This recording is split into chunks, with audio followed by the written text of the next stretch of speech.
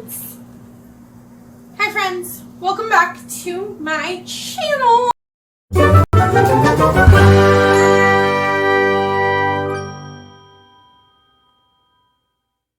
I think I'm going to do the same as last week where I talk about my top 10, or the top 10 according to Goodreads.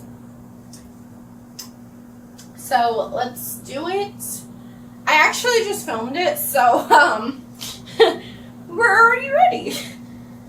My top book, I have a lot of children's books on here because I read a lot of picture books and books for my students. I'm not going to count those. I'm not going to count those because those are books I read for my job. This is strictly fun books that I like to read. So my top book is We Are One by Shani Alvarez with a 4.65 average rating. I gave it 4 stars. It is a poetry book about finding God, and I believe that this author had gone down the wrong path, and it's kind of her redemption and her redemption story. So it was very good. It was very personal, and I liked it.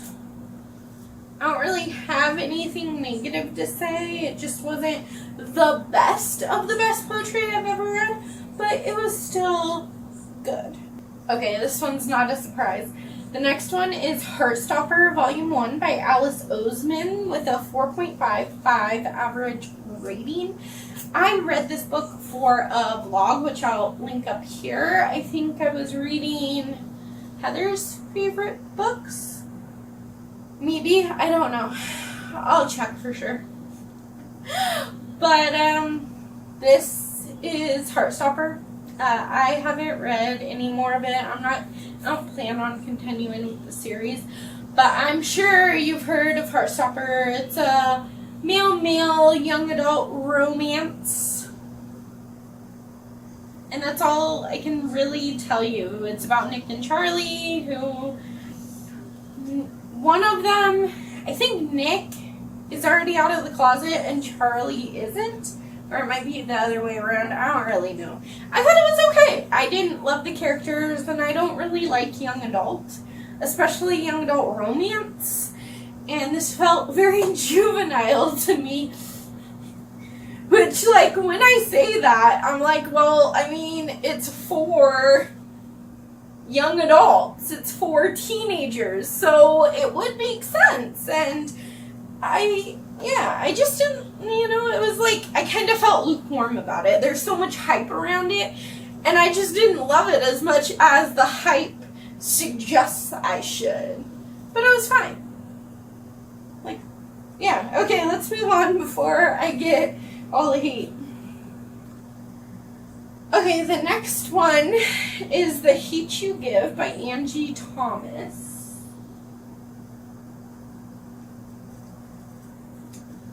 With a 4.5 average rating. I gave it 5 stars. So I definitely feel the hype on this one.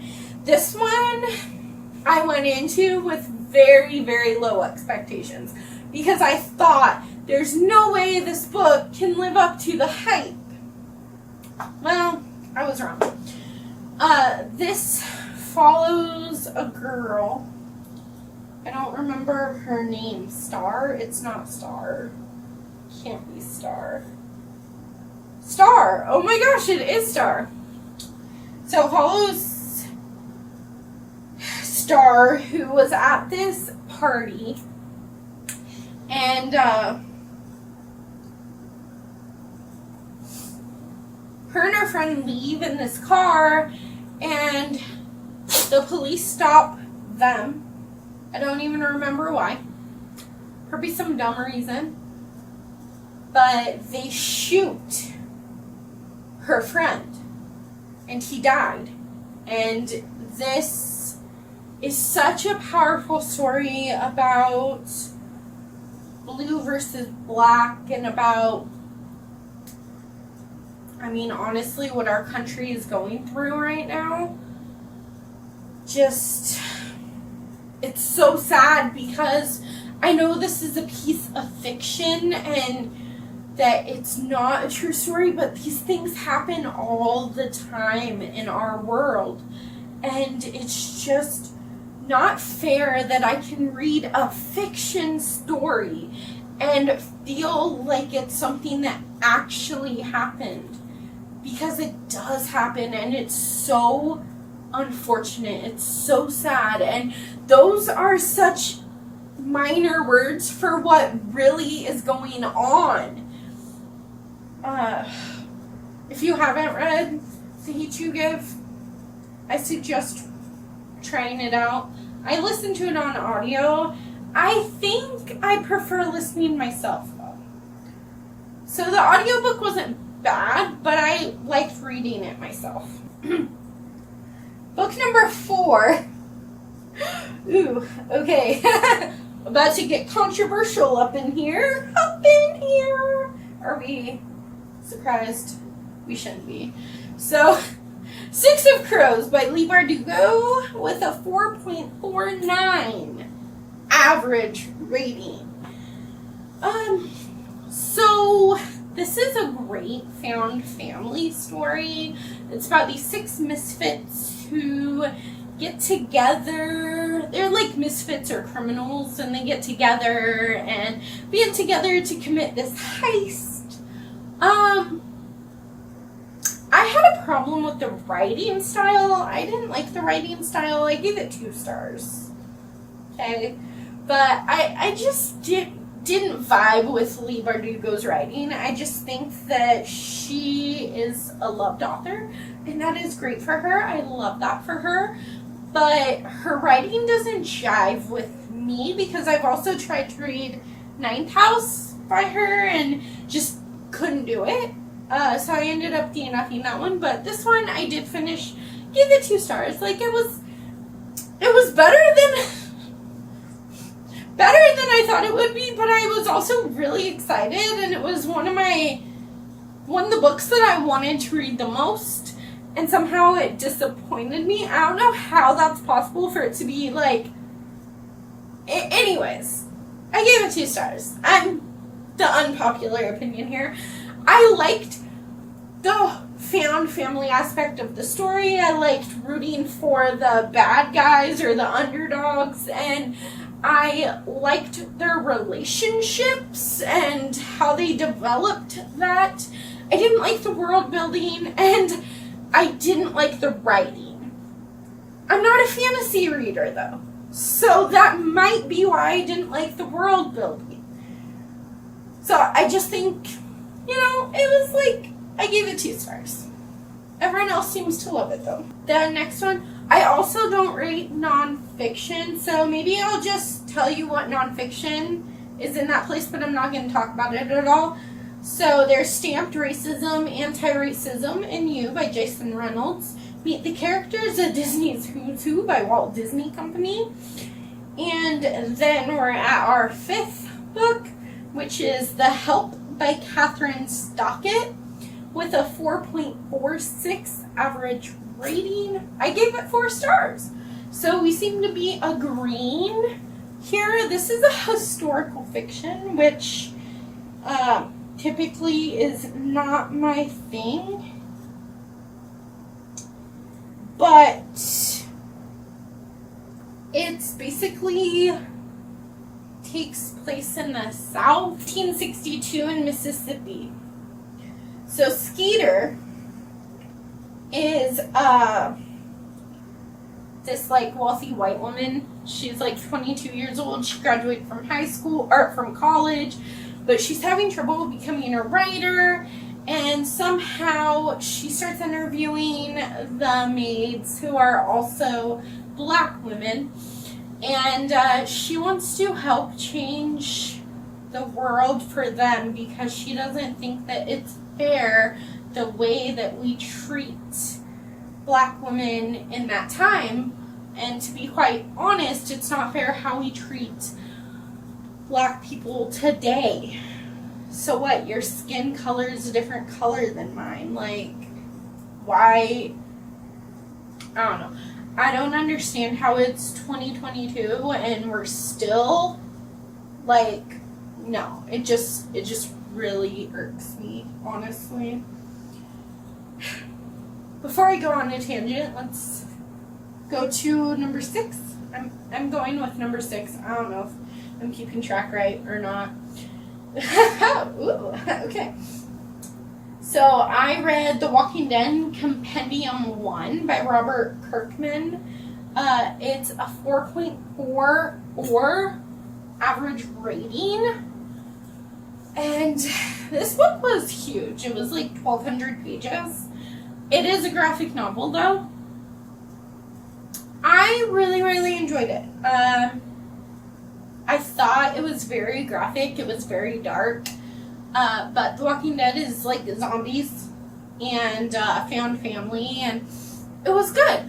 I also used to be an avid watcher of The Walking Dead.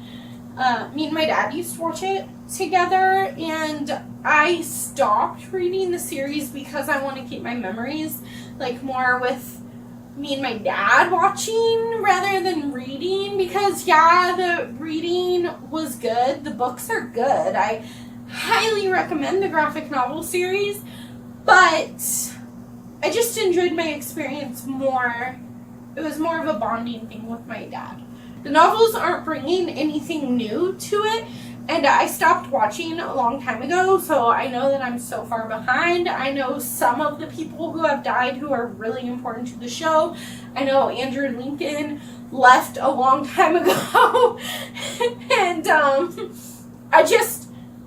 I know a lot of things about what has gone on, but I'm honestly so far behind. So it was nice to just get the experience of reading it, but I think in this instance, if you watch the TV show or you've watched it before, you don't need to read the graphic novels. They're good, but I don't know. I guess it just depends on what format you'd rather enjoy it in. I enjoyed both, but I enjoyed the TV show more. Move on to the next one. Should I count books that I had to read for school, though? I mean, I'm not counting books that I have to read for my job. Okay, I'll just tell you what it is. We won't count it, though. Refugee by Alan Bratz with a 4.42 average rating. I gave it 4 stars. So we're on number 7. Is Supernova by Marissa Meyer with a 4.42 star average rating. I gave it 3 stars. So I think Supernova was the 3rd in the Renegade series, and it was my least favorite of all the Renegades books. All 3 of them. So Nova and Adrian are like superheroes or supervillains, and they're you live in this world. By the way, epic world building. Like Marissa Meyer, amazing world building. I loved her world building in this book, or in this trilogy. So, you find Nova and Adrian are superheroes or supervillains. I'm not going to tell you which one. But you live in this world where renegades are controlling the world, and anarchists are rebelling against them, and it's just this fun fight. My review said it was fine, the epilogue was great, but I just felt lukewarm about this ending. I feel like the size of this book was completely unnecessary. It was fine, but I was expecting something amazing because the rest of the series was amazing. So this one is also nonfiction, so I'm not going to count it, but it's College Girl by Laurel Gray Rosendale. Okay. The next one is The Midnight Gang by David Williams. This is an average rating of 4.4 stars. I gave it 3 stars. I was expecting more. So you follow this kid who's in the hospital. He basically makes some friends, gets a found family inside the hospital, and they go on this secret adventure. I thought it was going to be more magical and just so much fun, and it was okay, but I was expecting more. And our last one is going to be controversial.